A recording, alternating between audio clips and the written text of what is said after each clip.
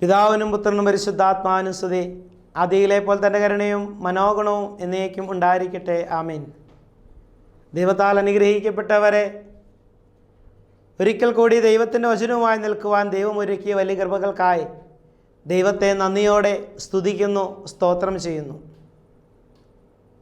യിരെമ്യാ പ്രവാചകൻ്റെ പുസ്തകം 29-ാം അധ്യായം അതിൻ്റെ 6-ാം തിരുവചനം ഇങ്ങനെ പറയുന്നു: അവരുടെ പുത്രന്മാരും പുത്രിമാരെയും ജനിപ്പിക്കട്ടെ, അവിടെ നിങ്ങളുടെ സംഖ്യ കുറയാതെ വർദ്ധിച്ചു പെരുകുവിൻ എന്ന്.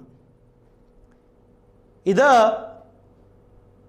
പലപ്പോഴും നമ്മൾ പലയിടങ്ങളിൽ ഈ ഒരു ആശീർവാദം കാണുന്നത് ശ്രദ്ധിക്കാറുണ്ട്. പലപ്പോഴും നമ്മളിത് കേൾക്കാതെ പോകുന്നുണ്ട്. ഈ ഒരു അനുഗ്രഹിക്കപ്പെട്ട വലിയൊരു ആശീർവാദം നടക്കുന്ന ഒരു കൂദാശയാണ് വിവാഹമെന്ന കൂദാശ. പലപ്പോഴും അതിൻ്റെ തിരക്കുകളിൽപ്പെട്ട് ഈ ആശീർവാദം പോലും എന്താണെന്ന് പോലും അറിയാതെ അതിൻ്റെ മുമ്പിൽ തലകുനിച്ച് നിൽക്കുന്നവരാണ് പലപ്പോഴും നാം ഓരോരുത്തരും. ഇത് സ്വർഗത്തിലെ ദൈവം തൻ്റെ കരം കൊണ്ട് ഈ മണവാളനെയും മണവാട്ടിയെയും അനുഗ്രഹിക്കുകയാണ്. നിങ്ങളുടെ സംഖ്യ കുറഞ്ഞു പോകരുത്, നിങ്ങൾ സന്താന പുഷ്ടിയുള്ളവരായി പെരുകുവിൻ എന്ന് പറഞ്ഞ് സ്വർഗത്തിലെ ദൈവം ദൈവാലയത്തിൻ്റെ പരിശുദ്ധ ബലിപീഠത്തിൻ്റെ ഏവങ്കേലിയോൻ്റെ മുമ്പാകെ നിൽക്കുന്ന മണവാളനെയും മണവാട്ടിയെയും അനുഗ്രഹിക്കുകയാണ്. ഇന്ന് വിവാഹ കൂദാശയെല്ലാം കഴിഞ്ഞു. അതിൻ്റെ ഇടയിൽ സെൽഫി എടുക്കലും ഫോട്ടോ എടുക്കലും വീഡിയോ എടുക്കലും അണിപൂടെല്ലാം നടന്നുകൊണ്ടിരിക്കുമ്പോൾ ഭാര്യ ഭർത്താക്കന്മാർ പറയും, ഇപ്പോൾ നമുക്ക് മക്കൾ വേണ്ട, 1 വർഷമോ 2 വർഷമോ കഴിഞ്ഞു മതി, നമുക്ക് ജോലി ആവട്ടെ, ഇല്ലെങ്കിൽ ജോലി ചെയ്ത് ഒത്തിരി സമ്പാദിക്കണം, അതിനുശേഷം മക്കൾ മതി എന്നെല്ലാം തീരുമാനമെടുക്കും. കുറേ നാളുകൾ കഴിയുമ്പോൾ ഇവരുടെ ജീവിതത്തിൽ ആഗ്രഹം മക്കളുണ്ടാവണമെന്ന് ആഗ്രഹിക്കുന്ന സമയത്ത് ഒത്തിരി വേദനയോടുകൂടി പറയാറുണ്ട്, വിവാഹം കഴിഞ്ഞിട്ട് 10 വർഷമായി 20 വർഷമായി 30 വർഷമായി എന്ന് പറഞ്ഞ് അനേകം പേര് ഒന്ന് പ്രാർത്ഥിക്കണമെന്ന് പറയുന്നു. തൻ്റെ മക്കൾ ഈ ഭാര്യയിലും ഈ ഭർത്താവിലും അനേകം ആൺമക്കളും പുത്രന്മാരും പുത്രികളും ജനിക്കട്ടെ എന്ന് പറഞ്ഞ് ആശീർവദിച്ച ഈ ആശീർവാദം അവരും മറന്നുപോയി, കേട്ടിട്ട് പോലുമില്ല. ഉൽപ്പത്തിയുടെ പുസ്തകം 1-ാം അധ്യായം 28-ാം തിരുവചനം വായിക്കുമ്പോൾ ഇങ്ങനെ കാണുന്നുണ്ട്: നിങ്ങൾ സന്താന ഉള്ളവരായി, സന്താനപുഷ്ടിയുള്ളവരായി നിങ്ങൾ പെരുകുവിനെന്ന് ദൈവം പറയുന്നുണ്ട്. അവയോട് പറയുന്നത് ഇങ്ങനെയാണ്: നീ വേദനയോടുകൂടെ മക്കളെ പ്രസവിക്കും. അത് വലിയൊരു ആശീർവാദമാണ് ദൈവത്തിൻ്റെ. മക്കളുണ്ടാകുക എന്ന് പറയുന്നത് അത് ദൈവത്തിൻ്റെ ആഗ്രഹമാണ്, ദൈവത്തിൻ്റെ ആശീർവാദമാണ്. ഞാൻ പലപ്പോഴും കാണുന്നൊരു കാര്യമുണ്ട്, അനേകം ദമ്പതികൾ വന്ന് ധ്യാനം കൂട്ടുന്നുണ്ട്. മക്കളില്ലാത്ത ദമ്പതികൾ 10 വർഷവും 20 വർഷം കഴിഞ്ഞ് 27 വർഷം കഴിഞ്ഞ് മക്കളില്ലാതെ എല്ലാ ചികിത്സയും നടത്തി എല്ലാം പരാജയമായി, ഇനി ഒരു രക്ഷ, ഇനി മക്കളുണ്ടാവില്ല എന്ന് വേദനയോടുകൂടി കടന്നു വന്ന് ധ്യാനം കൂടി തിരിഞ്ഞു പോകുമ്പോൾ അച്ഛൻ അവിടെ നിന്ന് ആശീർവദിക്കും ഞാൻ കണ്ടിട്ടുണ്ട്. അടുത്ത വർഷം നിങ്ങൾ മക്കളുമായി ഇവിടെ വന്ന് സാക്ഷ്യം പറയുമെന്ന് പറഞ്ഞ് അവരെ ആശീർവദിക്കുന്ന ഒരു ആശീർവാദം പലപ്പോഴും ഞാൻ കണ്ടിട്ടുണ്ട്. അതുപോലെ അനേകം പേര് വന്ന് അതേപോലെ തന്നെ അച്ഛൻ്റെ ആ ആശീർവാദം അതുപോലെ സ്വീകരിച്ച്, മനസ്സിലാക്കണം, ബഹുമാനപ്പെട്ട അച്ഛൻ ആശീർവദിക്കുമ്പോൾ അച്ഛൻ മാത്രമല്ല, പരിശുദ്ധ സഭയിലെ ഏത് വൈദികനും മനസ്സറിഞ്ഞൊന്ന് ആശീർവദിച്ചാൽ അവർക്ക് മക്കളുണ്ടാവും. ഉൽപ്പത്തിയുടെ പുസ്തകം പഠിക്കുമ്പോൾ ഇങ്ങനെ കാണുന്നുണ്ട്,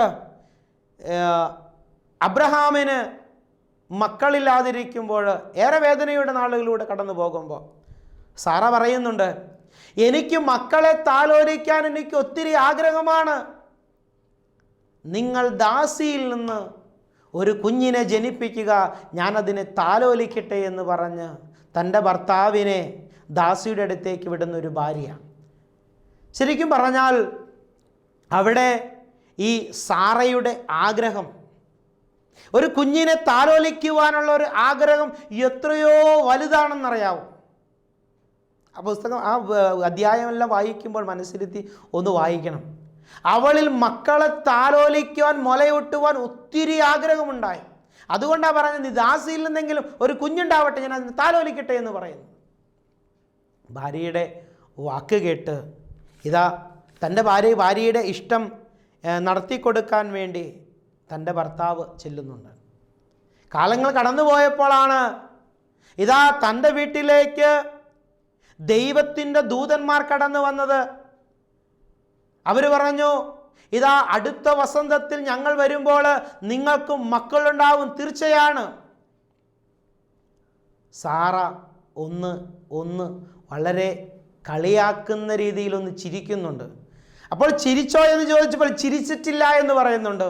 ഉള്ളിൻ്റെ ഉള്ളിൽ അവൾ പറയുക, ഞാൻ ഇത്രയും പ്രായമായി, നല്ല പ്രായമായി, എനിക്കൊരു മക്കളുണ്ടാവാൻ യാതൊരു ചാൻസുമില്ല എന്ന് പറഞ്ഞ് ചിരിക്കുമ്പോൾ ദൈവത്തിൻ്റെ വാഗ്ദാനമാണ്. ദൈവത്തിൻ്റെ ദൂതന്മാർ ആശീർവദിക്കുകയാണ്, അടുത്ത വർഷം ഇതേ സമയത്ത് നിങ്ങൾക്ക് മക്കളുണ്ടാവുമെന്ന്. കാലങ്ങൾ കടന്നുപോയപ്പോൾ അബ്രഹാമിന് ഒരു മകൻ ജനിക്കുന്നു. ഈ അമ്മയുടെ ആഗ്രഹം, തൻ്റെ കുഞ്ഞിന് മുലയൂട്ടുക, തൻ്റെ കുഞ്ഞിനെ താലോലിക്കുക, എത്രയും ആഗ്രഹമെല്ലാം കൊണ്ടു നടന്ന ആഗ്രഹമെല്ലാം പൂമണിഞ്ഞ വലിയ സന്തോഷത്തോടുകൂടി ഇതാ ജീവിച്ചു പോകുമ്പോൾ കാലങ്ങൾ കടന്നു പോയപ്പോൾ തൻ്റെ മകൻ ഇസഹാക്കിന് മക്കളില്ലാതിരിക്കുക. ജനം മുഴുവനും കളിയാക്കുന്നുണ്ട്, ജനം മുഴുവനും പരിഹസിക്കുന്നുണ്ട്. എന്തുകൊണ്ട് ഇസഹാക്കിന് മക്കളില്ലാതിരിക്കുന്നു എന്ന് പറഞ്ഞ് കുടുംബക്കാരും ചർച്ചക്കാരും കളിയാക്കുമ്പോൾ ഇസഹാക്കിനൊരു കാര്യം അറിയാം. എന്താണെന്ന് ചോദിച്ചാൽ തൻ്റെ അമ്മയെക്കുറിച്ച് വലിയൊരു സാക്ഷ്യമുണ്ട്. ഇത്രയും പ്രായമായപ്പോൾ ദൈവത്തിന് അബ്രഹാമിന് മക്കളെ കൊടുക്കാൻ, സാറായിക്ക് മക്കളെ കൊടുക്കാൻ കഴിയുന്ന ഒരു ദൈവമുണ്ടെന്ന് ഇസഹാക്ക് ആഗ്രഹിക്കുമ്പോൾ റിബേക്കയുടെ ജീവിതത്തിൽ 40-ാമത്തെ വയസ്സിൽ ഇതാ അവൾക്കൊരു മക്കളെ കൊടുത്തു. കണ്ടോ, നമ്മൾ ചിന്തിക്കേണ്ട ഒരു കാര്യമുണ്ട്. ദൈവം വലിയ ആശീർവാദം തന്നിട്ടുണ്ട്. ഒരു പക്ഷേ അതിന് കാലതാമസം വന്നേക്കാം, ചിലപ്പോൾ കുറച്ച് നാളുകൾ കഴിഞ്ഞേക്കാം. പക്ഷേ ദൈവത്തിൻ്റെ ഒരു ആശീർവാദം ഉണ്ടല്ലോ, അത് പുരോഹിതനിലൂടെയാണ് ഇന്ന് സഭയിൽ നിറവേറുന്നത്. ദൈവത്തിൻ്റെ ആശീർവാദമെല്ലാം നിറവേറുന്നത് ഇന്ന് സഭയിലൂടെയാണ്, സഭയിലെ പുരോഹിതന്മാരിലൂടെയാണ്. അവരെല്ലാവരും കൂടി ചേർന്ന് പ്രാർത്ഥിക്കുകയാണ്. അങ്ങനെ റിബേക്കയ്ക്ക് മക്കളുണ്ടാകുകയാണ്. ഉൽപ്പത്തിയുടെ പുസ്തകം 24-ാം അധ്യായം 60-ാം തിരുവചനം, എല്ലാവരും കൂടി ആശീർവദിച്ചു എന്ന വചനം പറയും. നമ്മളൊന്ന് ചിന്തിക്കണം, അനേകം പേരുടെ വലിയ വേദനയാണ്. മക്കളില്ലാത്ത അനേകം പേരുണ്ട്. ഞാൻ അവരോട് ഇങ്ങനെ പറയാനായിട്ട് ആഗ്രഹിക്കുക, ദൈവത്തിന് നിങ്ങളെക്കുറിച്ചൊരു പദ്ധതിയുണ്ട്. നിങ്ങൾ സന്താനമുള്ളവരായി, നിങ്ങളിൽ അനേകം മക്കൾ ഉണ്ടാവണമെന്ന് ദൈവത്തിന് ആഗ്രഹമുണ്ട്. എന്തുകൊണ്ട് അത് നിറവേറുന്നില്ല എന്ന് ചോദിച്ചാൽ, ഒരു പക്ഷേ ഞാനും ദൈവമായിട്ടുള്ളൊരു ബന്ധം ആയിരിക്കാം, ഇല്ലെങ്കിൽ ഞാൻ കൂടുതലൊന്ന് ശുദ്ധീകരിക്കപ്പെടുവാനുണ്ടായിരിക്കാം, ഇല്ലെങ്കിൽ ഞാൻ കുറച്ചുകൂടി ദൈവത്തോട് അടുത്ത് ചെല്ലാനുണ്ടായിരിക്കാം. യോഹന്നാന്റെ സുവിശേഷം 9-ാം അധ്യായം പഠിക്കുമ്പോൾ ജന്മന കുരുടനായ ഒരു മനുഷ്യൻ വഴിയരികിൽ വന്ന് ഭിക്ഷയാചിക്കുന്നുണ്ട്. അവൻ കുരുടനാണ്. അപ്പോൾ അപ്പോസ്തലന്മാർ ചോദിക്കുന്നുണ്ട്, ദൈവമേ, ഇവൻ കുരുടനായി ജനിക്കുവാൻ ഇവൻ്റെ മാതാപിതാക്കന്മാർ പാപം ചെയ്തതാണോ എന്ന് ചോദിക്കുമ്പോൾ യേശു ക്രിസ്തുവിൻ്റെ മറുപടി ഇങ്ങനെയാണ്, ദൈവത്തിൻ്റെ പ്രവൃത്തി ഇവനിൽ വെളിപ്പെടേണ്ടതിനെന്ന്. അർത്ഥാൽ ഈ ഇസഹാക്കിന് തൻ്റെ 40-ാമത്തെ വയസ്സിൽ മക്കളുണ്ടാകുമ്പോൾ ഈ ജനം മുഴുവനും ആശീർവദിക്കുക, ദൈവമേ, ഇസഹാക്കിനും റിബേക്കും മക്കളുണ്ടാകണമെന്ന് ഇതെല്ലാവരും കൂടി ആശീർവദിക്കുകയാണ്. അവർ തങ്ങളുടെ സഹോദരിമാരെ കൊണ്ട് അനുഗ്രഹിച്ചു. അവളോട് പറഞ്ഞു, ഞങ്ങളുടെ സഹോദരി നീ ആയിരങ്ങളുടെ 10,000-ങ്ങളോടും ആയിരിക്കട്ടെ എന്ന് പറഞ്ഞ് ആശീർവദിക്കുക. ആ ജനം മുഴുവനും ഇവരെ ആശീർവദിക്കുമ്പോൾ അവർക്ക് മക്കളുണ്ടാകുന്നു. വീണ്ടും വിശുദ്ധ ബൈബിൾ വായിക്കുമ്പോൾ യാക്കോബിനെ കുറിച്ച് പഠിക്കുമ്പോൾ യാക്കോബിൻ്റെ ജീവിതത്തിൽ തൻ്റെ അമ്മയുടെ വാക്ക് കേട്ട് ലാബാന്റെ ഭവനത്തിലേക്ക് ഓടിപ്പോകുന്ന യാക്കോബിനെ കാണാനായിട്ട് കഴിയും. അവിടെ ചെന്നപ്പോൾ ലാബാന്റെ 2 പെൺമക്കളിൽ ഇളയവളെ ഇഷ്ടപ്പെട്ടു. അങ്ങനെ വിവാഹം കഴിക്കാൻ തീരുമാനിച്ചു. വിവാഹ ദിവസം വന്നപ്പോൾ മൂത്ത മകളെ യാക്കോബിന് വിവാഹം കഴിച്ചു കൊടുക്കുന്നു. വീണ്ടും പറയുന്നുണ്ട്, നിനക്ക് ഇളയ മകളെ തരണമെങ്കിൽ 7 വർഷം കൂടി നീ ഇവിടെ ആടുകളെ മേയ്ക്കണം. അങ്ങനെ ഈ തൻ്റെ ലാബാന്റെ ഇളയ മകളെ റാഹേലിനെ സ്വന്തമാക്കാൻ വേണ്ടി വീണ്ടും 7 വർഷം അവിടെ ജോലി ചെയ്യുന്നുണ്ട്. എന്നിട്ട് സംഭവിച്ച കാര്യം എന്താണെന്ന് ചോദിച്ചാൽ ഇവക്ക് റാഹേലിന് മക്കളില്ലാതിരിക്കുകയാണ്. വലിയ വേദനയാണ് അവള്. മറ്റുള്ളവർ നോക്കുമ്പോൾ തൻ്റെ സഹോദരിക്ക് മക്കളുണ്ടാകുന്നു, കുഞ്ഞുങ്ങളെ പോറ്റുന്നു, മുലയൂട്ടുന്നു, താലോലിക്കുന്നു, കളിപ്പിക്കുന്നു, വളരെ സന്തോഷം. റാഹേലിന് ഭയങ്കര വേദനയായി. യാക്കോബിനോട് പലപ്പോഴും ഒരുപക്ഷെ ചോദ്യം, നിങ്ങൾ എന്ത് മനുഷ്യനെ, നിങ്ങൾക്ക് അവിടെ അവർക്ക് മാത്രം മക്കളുണ്ടല്ലോ, എനിക്കെന്താ മക്കളില്ലാത്ത എന്ന് പറഞ്ഞ് എപ്പോഴും വഴക്കുണ്ടാക്കിയേക്കാം. എങ്കിൽ ജനം മുഴുവനും പരിഹസിക്കുമ്പോൾ തൻ്റെ സഹോദരി പോലും ഈ റാഹേലിനെ പരിഹസിക്കുകയാണ്. സങ്കടം സഹിക്കവയ്യാതെ ഇതാ ഈ യാക്കോബ് ഒത്തിരി വേദനയോടുകൂടി ദൈവസന്നിധിയിൽ പ്രാർത്ഥിക്കുക. ഉൽപ്പത്തിയുടെ പുസ്തകം 30-ാം അധ്യായം 22-ാം തിരുവചനം, ദൈവം റാഹേലിനെ ഓർത്തു, അവളെ ചെവിക്കൊണ്ട് അവളുടെ ഗർഭപാത്രം തുറന്നു, അവൾ ഗർഭം ധരിച്ച് ഒരു മകനെ പ്രസവിച്ചു, യോസേപ്പ് എന്ന് പേരിട്ടു. കേട്ടോ, തൻ്റെ സമൂഹത്തിൽ മുഴുവനും തൻ്റെ സഹോദരി മുഴുവൻ, ഒരേ രക്തത്തിൽ പിറന്ന സഹോദരി മുഴുവനും കാണുമ്പോൾ ഇടകണ്ണിട്ടിട്ട് കളിയാക്കും, കൊക്കിരി കുത്തി പോയിക്കൊണ്ടിരിക്കുക. ഒരൊറ്റ കാരണം എന്നാ, ഇവക്ക് മക്കളില്ല. നമ്മൾ മനസ്സിലാക്കേണ്ട ഒരു കാര്യമുണ്ട് ഇവിടെ. യാക്കോബിന് ഒത്തിരി അനുഗ്രഹം. പഴയ നിയമം പഠിക്കുമ്പോൾ യാക്കോബിനെ കുറിച്ച് കുറേ നല്ലതുമുണ്ട്, കുറേ തീയതുമുണ്ട്. അനുഗ്രഹം എല്ലാം വാങ്ങിക്കൊണ്ട് പോകുന്ന ഒരു യാക്കോബിനെയാണ് ഇവിടെ കാണുന്നത്. യാക്കോബിൻ്റെ ജീവിതത്തിൽ ഒരു ലാബാന്റെ 2 മക്കളെ വിവാഹം കഴിച്ചു. ഒരുത്തിക്ക് മക്കളില്ല. എന്നാൽ വെച്ചാൽ ഈ ഏറ്റവും കൂടുതൽ സ്നേഹിക്കുന്നവർക്ക് എന്തില്ല? മക്കളില്ല. അങ്ങനെയാണ് പറയുന്നത്, ദൈവം റാഹേലിനെ ഓർത്തു, അവളുടെ ഗർഭപാത്രം തുറന്നു, അവൾക്ക് മക്കളെ കൊടുത്തു. ഇതൊരു വലിയ അനുഗ്രഹമാണത്, വലിയൊരു അനുഗ്രഹം. നമ്മൾ കാണണം, പഴയ നിയമത്തിൽ പഠിക്കുമ്പോഴെല്ലാം കാണുമ്പോൾ ദൈവത്തിന് അനുഗ്രഹിക്കാൻ ഒരു ദിവസം വെച്ചിട്ടുണ്ട്. നമ്മൾ അതിനു വേണ്ടി കാത്തിരിക്കണം. മക്കളില്ലാത്ത ദമ്പതികളോട് ഞാൻ പറയുന്നത്, ദൈവം നിങ്ങളെ ആശീർവദിച്ചാണ് പറഞ്ഞു വിടുന്നത്. ദൈവാലയത്തിൽ വിശുദ്ധ കൂദാശ, വിവാഹമെന്ന കൂദാശ നിങ്ങൾ സ്വീകരിക്കുമ്പോൾ പുരോഹിതനിലൂടെ ദൈവം നിങ്ങളെ ആശീർവദിക്കുന്നുണ്ട്. വിവാഹ കൂദാശയിൽ ഒരു പാട്ടിങ്ങനെയാണ്, ഹവ്വയോട് ആദാമിനെ വാഴ്ത്തിയ ദൈവം തൻ ബഹുകൃപയാൽ ഈ ദാസരെ വാഴ്ത്തട്ടെ, ദയ ചെയ്തിടണമേ. വീണ്ടും സാറയോട് അബ്രാമിനെ വാഴ്ത്തിയ ദൈവം നിങ്ങളെ വാഴ്ത്തട്ടെ, റഫ്കയോട് ഇസഹാക്കിനെ വാഴ്ത്തിയ ദൈവം നിങ്ങളെ വാഴ്ത്തട്ടെ, റാഹേലോട് യാക്കോബിനെ വാഴ്ത്തിയ ദൈവം നിങ്ങളെ വാഴ്ത്തട്ടെ എന്ന് പറഞ്ഞ് ആശീർവദിച്ച് വിട്ടുക. ഈ ആശീർവാദം നാം സ്വീകരിക്കണം. ഞാൻ വിവാഹം കഴിക്കുവാൻ വേണ്ടി, വിവാഹ കൂദാശ സ്വീകരിക്കുവാൻ വേണ്ടി ഒരുങ്ങുന്ന ഇല്ലെങ്കിൽ കാത്തിരിക്കുന്നവർക്ക് വേണ്ടി യുവതിവാക്കന്മാരോട് ഞാനിങ്ങനെ പറയട്ടെ, നിങ്ങൾ ഏറ്റവും കൂടുതൽ വിവാഹ കൂദാശയ്ക്ക് വേണ്ടി നന്നായി പ്രാർത്ഥിച്ചൊരുങ്ങണം, നന്നായിട്ട്. അതുകൊണ്ടാണ് സഭയിൽ തന്നെയും ഒരു വിവാഹ കൂദാശ സ്വീകരിക്കുന്നതിന് മുമ്പ് അവൻ കുമ്പസാരിച്ച് പ്രാർത്ഥിച്ച് ഒരുങ്ങണമെന്ന് സഭ പഠിപ്പിച്ച് നിർബന്ധം പറഞ്ഞതിന് കാരണം എന്താണെന്ന് ചോദിച്ചാൽ, ഈ ഒരു വിവാഹ കൂദാശയിലൂടെ 2 വ്യക്തികൾ ഒരു ശരീരമായി തീരുകയാണ്. തൻ്റെ 2 കുടുംബത്തിലുണ്ടായിരുന്ന ഒരു പെൺകുട്ടിയും ഒരു ആൺകുട്ടിയും ഒരു ശരീരമായി തീരുകയാണ്.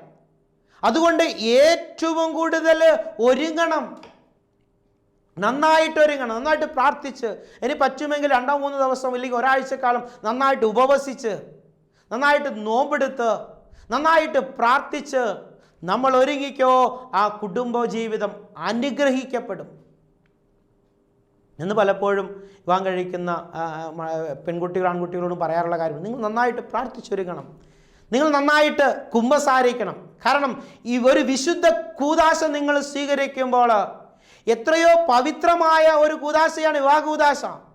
ഈ വിവാഹ കൂദാശ നടന്നു കഴിഞ്ഞുമ്പോഴാണ് വലിയൊരു തലമുറ ഉണ്ടാകുന്നത്. കുടുംബത്തിൽ തലമുറകൾ ഉണ്ടാകുന്നത് ഈ വിവാഹ കൂദാശയ്ക്ക് ശേഷമാണ്. അതുകൊണ്ട് ഏറ്റവും കൂടുതൽ ഒരുങ്ങേണ്ടത് ഈ വിവാഹ കൂദാശയ്ക്കാണ്. അപ്പോൾ ആ ആശീർവാദം പൂർണ്ണമാണ്. പഴയ നിയമം പഠിക്കുമ്പോൾ ഇങ്ങനെ കാണുന്നുണ്ടോ? 1 ശമൂവേലിൻ്റെ പുസ്തകം 1-ാം അധ്യായം 15-ാം തിരുവചനം വായിക്കുമ്പോൾ അവിടെ ഇങ്ങനെയാണ്, ഒരു ഹന്ന എന്ന സ്ത്രീയെക്കുറിച്ച് വലിയ പഠനമുണ്ട്. 1 ശമൂവേലിൻ്റെ പുസ്തകത്തിൽ ഹന്ന എന്ന് പറയുന്ന സ്ത്രീ ദൈവാലയത്തിൽ വന്ന് ഇങ്ങനെ കണ്ണുനീരോടുകൂടി എപ്പോഴും ഇങ്ങനെ പ്രാർത്ഥനയാണ്. അങ്ങനെ ഇരിക്കുമ്പോൾ ഒരു ദിവസം ഈ ഹന്ന ചങ്ക് പൊടിഞ്ഞ് ദൈവത്തോട് ഇങ്ങനെ പ്രാർത്ഥിച്ചുകൊണ്ടിരിക്കുക, എന്തൊക്കെയോ പെറുപെറുത്തുകൊണ്ടിരിക്കുക. അവിടുത്തെ പുരോഹിതൻ ഇത് കാണുന്നുണ്ട്. ഇവളെന്തോ എന്തൊക്കെയോ പെറുപെറുക്കുന്നു. ഒരു മദ്യപിച്ചവളെ പോലെ, മദ്യപിച്ചിട്ട് ഒരു ദൈവാലയത്തിൽ വന്ന ഒരു സ്ത്രീയെ പോലെ ഇങ്ങനെ എന്തൊക്കെയോ പുലമ്പിക്കൊണ്ടിരിക്കുകയാണ്. അപ്പോൾ ഈ പുരോഹിതൻ ചോദിക്കുന്നുണ്ട്, നീ മദ്യപിച്ചിട്ടാണ് ദൈവാലയത്തിൽ വന്നത്? ഒരുപക്ഷെ ഈ ഹന്നയെ പുരോഹിതൻ ഒരുപക്ഷെ ശാസിച്ചിട്ടുണ്ടാവാം, പരിഹസിച്ചിട്ടുണ്ടാവാം, അവളെ കുറ്റപ്പെടുത്തിയിട്ടുണ്ടാവാം. ഇവളെ വിഷമം എന്താണെന്ന് തിരക്കുന്നതിന് മുമ്പേ ഈ പുരോഹിതൻ അവളെ ഒത്തിരി വഴക്ക് പറഞ്ഞു. 1 ശമൂവേലിന്റെ പുസ്തകം 1:15 ഇങ്ങനെ പറയുകയാണ്, എൻ്റെ ഗുരു, ഞാൻ മനോവ്യസനമുള്ളൊരു സ്ത്രീ, ഞാൻ വീഞ്ഞോ മദ്യമോ കുടിച്ചിട്ടില്ല. കർത്താവിൻ്റെ സന്നിധിയിൽ എൻ്റെ ഹൃദയം പകരുകയത്രേ ഞാൻ ചെയ്തത്. ഹന്നയുടെ വലിയ വേദന. കുറേ നാളുകളായി വിവാഹം കഴിഞ്ഞു, പക്ഷേ അവൾക്കൊരു മക്കളെ പ്രസവിക്കുവാൻ, ഒരു അമ്മയാവാനായിട്ട് കഴിഞ്ഞില്ല. അവളെ വലിയ വേദനയാണ്, ഒരമ്മയാവാനായിട്ട് കഴിയുന്നില്ല. മറ്റുള്ളവരെല്ലാം, കൂട്ടുകാരെല്ലാം, ചർച്ചക്കാരും ബന്ധുമിത്താതി കൂടെ പഠിച്ചവരും കൂടെ വളർന്നവരെല്ലാവരും ഈ മക്കളെ വളർത്തുന്നത് കാണുമ്പോൾ വലിയ ആഗ്രഹമാണ് ഇവക്ക്, വലിയ ദുഃഖമാണ് അവൾ. സഹിക്ക വയ്യാതെ ഇവൾ ദേവാലയത്തിൽ ഒരു ദിവസം വന്നിട്ട് ഇങ്ങനെ പ്രാർത്ഥിക്കുക, ദൈവത്തോട് ഇങ്ങനെ സങ്കടം പറഞ്ഞ് പ്രാർത്ഥിക്കുമ്പോൾ കണ്ട പുരോഹിതൻ വിചാരിച്ചു ഇവൾ മദ്യപിച്ച് വീഞ്ഞു കുടിച്ച് ദൈവാലയത്തിൽ വന്ന് നിൽക്കുകയാണ്. അവളെ വഴക്ക് പറയുമ്പോൾ അവൾ പറയുന്നത്, ഗുരു, ഞാൻ മദ്യം കഴിച്ചിട്ട്. അവൾ ആ ഒരു വേദന നമ്മളൊന്ന് മനസ്സിലാക്കണം. എന്നിട്ട് 1-ാം അധ്യായം 16-ാം തിരുവചനം ഇങ്ങനെയാണ് പറയുന്നത്, അടിയനെ ഒരു നീച സ്ത്രീയായി വിചാരിക്കരുത്, അടിയൻ സങ്കടത്തിൻ്റെ വ്യസനത്തിലാണ്.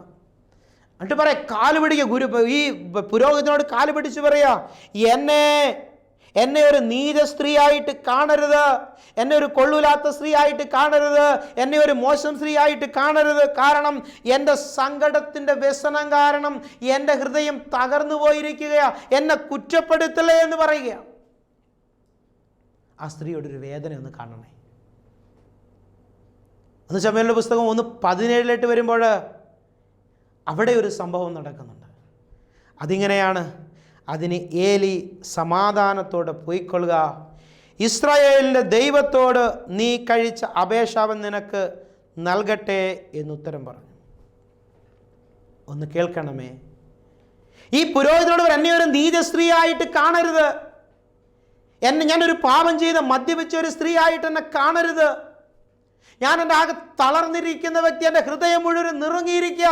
പുറത്തേക്ക് ഇറങ്ങുമ്പോൾ ചാർച്ചക്കാരെന്നെ കളിയാക്കുക, എൻ്റെ ബന്ധുമിത്താദികൾ എന്നെ പരിഹസിക്കുക, എനിക്കൊരു ഉദരഫലമില്ലാത്തത് കൊണ്ട് ഞാനേറെ സങ്കടപ്പെടുകയാ, എന്നെ തള്ളിക്കളയല്ലേ എന്ന് പറഞ്ഞു ഭയങ്കര കരച്ചിൽ. അപ്പോൾ ആ എലി പുരോഹിതൻ ചെയ്തൊരു കാര്യമുണ്ട്.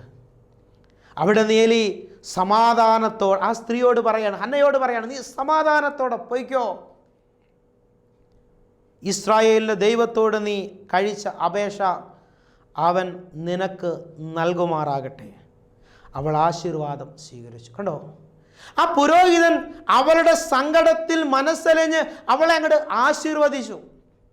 അവളുടെ സങ്കടം സഹിക്കവയ്യ. പുരോഹിതനും ഒരുപക്ഷെ, ഏലി പുരോഹിതനും ഒരുപക്ഷെ കരഞ്ഞിട്ടുണ്ടാവും. കാരണം അതുപോലെ സങ്കടമാണ് ഇവൾ പറയുന്നത്.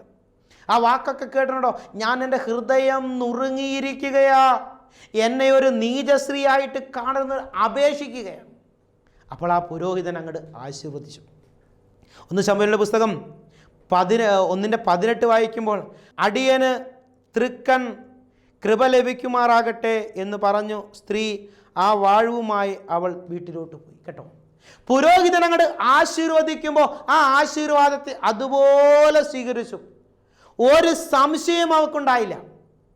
പിന്നെ എന്ത് സംഭവിച്ചെന്ന് ചോദിച്ചാൽ 20-ാം തിരുവചനം വായിക്കുമ്പോൾ ഇങ്ങനെ, കർത്താവ് അവളെ ഓർത്തു ഹന്ന ഗർഭം ധരിച്ചു ഒരു മകനെ പ്രസവിച്ചു. കേട്ടോ, ഇവൾ എല്ലാ ദിവസവും വന്ന് ദൈവത്തോട് പ്രാർത്ഥിക്കുക, എനിക്ക് മക്കളില്ല എന്ന് പറഞ്ഞ് പ്രാർത്ഥിക്കുമ്പോൾ ഈ ഹന്നയുടെ പ്രാർത്ഥന കേട്ടുവരുന്നില്ലെങ്കിൽ സങ്കടയാചന കേട്ടുവരുന്ന പുരോഹിതൻ എന്താണെന്ന് തിരക്കുന്നതിന് മുമ്പ് ആദ്യം വഴക്ക് പറയുന്നുണ്ട്. പിന്നീട് പറയുന്നത്, ദൈവം നിന്റെ പ്രാർത്ഥന കേട്ടിരിക്കുന്നു, നിനക്ക് മക്കളുണ്ടാകട്ടെ എന്ന് പറഞ്ഞ് ഈ പുരോഹിതൻ ആശീർവദിക്കുകയാണ്. അടുത്ത വർഷമായപ്പോൾ ഹന്നയൊരു ആൺകുഞ്ഞ്, ദൈവം അവളുടെ ഉദരം തുറന്നു, അവളുടെ ഗർഭപാത്രം തുറന്നു, അവൾക്കൊരു മകനെ കൊടുത്തു. ഒരു വലിയൊരു ആശീർവാദം.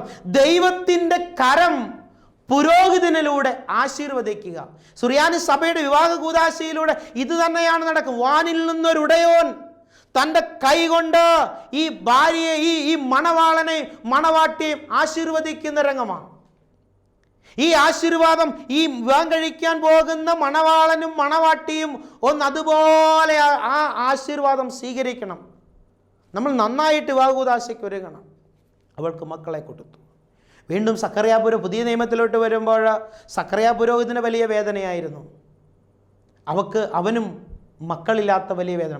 ദൈവത്തിൻ്റെ പുരോഹിതനാണ്. ജനം മുഴുവനും പരിഹസിക്കുകയും കളിയാക്കുകയും ചെയ്തപ്പോഴാണ് ഒരു ദിവസം ബലിയർപ്പിക്കുക ധൂപം കാട്ടാനായിട്ട് അതിവിശുദ്ധ സ്ഥലത്തേക്ക് കയറി ചെല്ലുമ്പോൾ ഇതാ അവിടെ പ്രത്യക്ഷത്തിൽ പറയുകയാണ്, നിന്റെ ഭാര്യ ഗർഭിണിയാവാൻ പോകുക, എലിശുബ ഗർഭിണിയാവാൻ പോകുകയാ.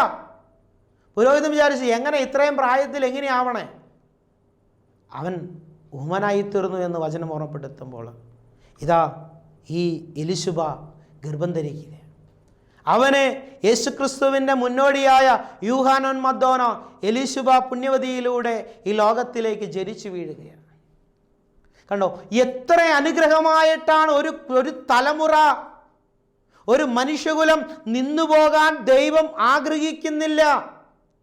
അവളുടെ ഉദരം അടഞ്ഞു പോകുവാൻ ആഗ്രഹിക്കുന്നില്ല.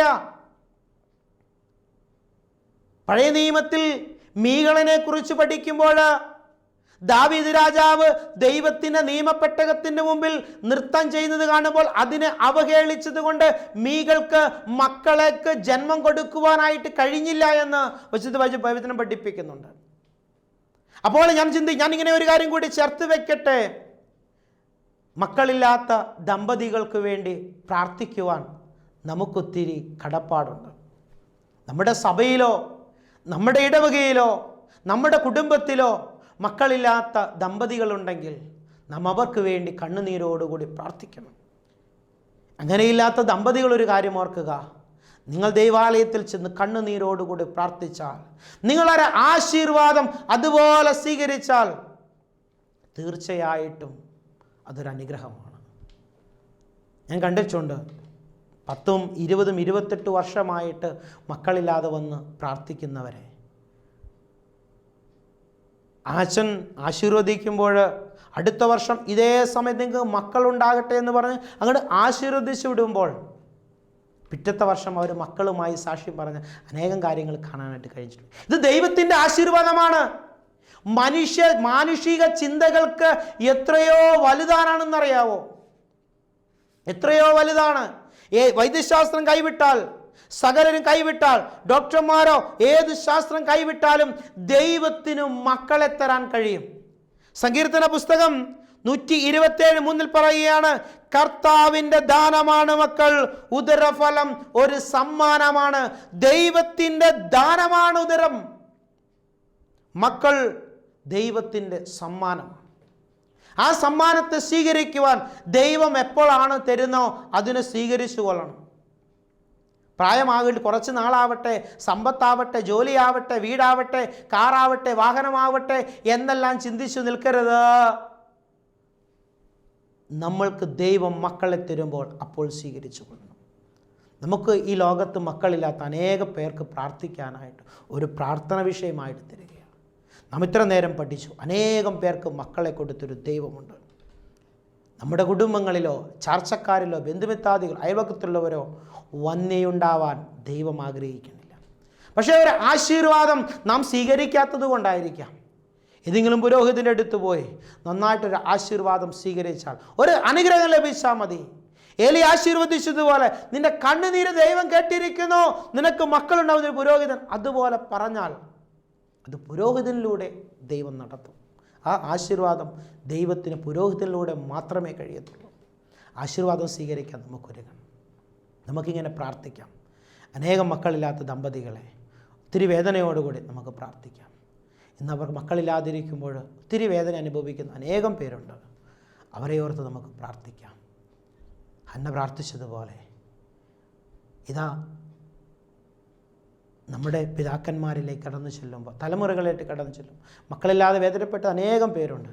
അവർക്ക് വേണ്ടി പ്രാർത്ഥിക്കുവാൻ, വിവാഹം കഴിക്കാൻ കാത്തിരിക്കുന്നവരെ നല്ലൊരു വിവാഹ കൂദാശയ്ക്ക് വേണ്ടി ഒരുങ്ങാൻ ഞാനിപ്പോൾ ഇങ്ങനെയൊക്കെ പറയട്ടെ. വിവാഹ കൂദാശയ്ക്ക് വേണ്ടി നിങ്ങൾ നന്നായിട്ട് പ്രാർത്ഥിച്ചൊരുങ്ങണം. നന്നായിട്ട് നോമ്പ് നോറ്റ്, നന്നായിട്ട് ഉപവസിച്ച്, നന്നായിട്ടൊന്ന് കുമ്പസാരിച്ച് വിവാഹ കൂദാശയ്ക്ക് വേണ്ടി ഒരുങ്ങണം.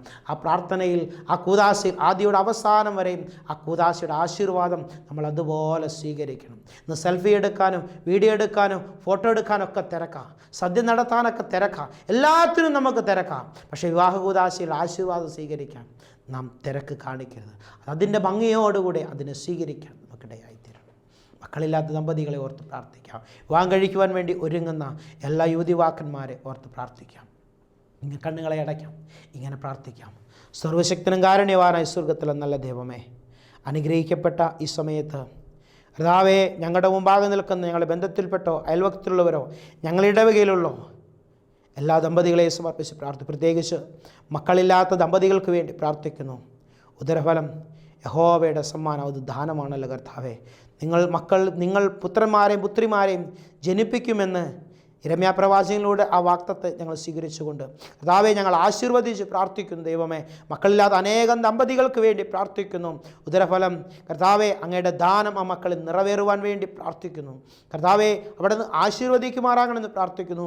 വാഗുദാശയ്ക്ക് വേണ്ടി ഒരുങ്ങുന്ന യുവാക്കന്മാരെ യുവതികളെയും സമർപ്പിച്ച് പ്രാർത്ഥിക്കുന്നു. കർത്താവേ, സകലരെയും സമർപ്പിച്ച് പ്രാർത്ഥിക്കുന്നു. ഞങ്ങളോട് പ്രാർത്ഥന ആവശ്യപ്പെട്ട മക്കളില്ലാതെ വേദനപ്പെടുന്ന അനേകം മക്കൾ ലോകത്തുണ്ട്. കർത്താവേ, അവരെല്ലാം ഞങ്ങൾ ആശീർവദിച്ച് പ്രാർത്ഥിക്കുന്നു. കർത്താവെ, അവരുടെ വേദനകളെയും സങ്കടങ്ങളെയും ദുഃഖങ്ങളെയും അവിടെ നിന്ന് ഏറ്റെടുക്കണമേ. അവിടുത്തെ സ്വർഗീയ ശ്രീവണ്ണാരം തുറന്ന് അവിടെ ആണിപ്പാടുള്ള കരം നീട്ടി ഈ ദമ്പതികളെ അവിടെ നിന്ന് ആശീർവദിക്കണമേ എന്ന് പ്രാർത്ഥിക്കുന്നു. പരിശുദ്ധമേ, സകല പരിശുദ്ധന്മാരെ ശുദ്ധിയതികളെ പ്രാർത്ഥിക്കണമേ. പിതാവിൻ്റെയും പുത്രൻ്റെയും ജീവനുള്ള പരിശുദ്ധയുടെ നാമത്തിൽ തന്നെ ആമീൻ. ദൈവം നിങ്ങളുടെ എല്ലാവരെയും വാഴ്ത്തി അനുഗ്രഹിക്കട്ടെ.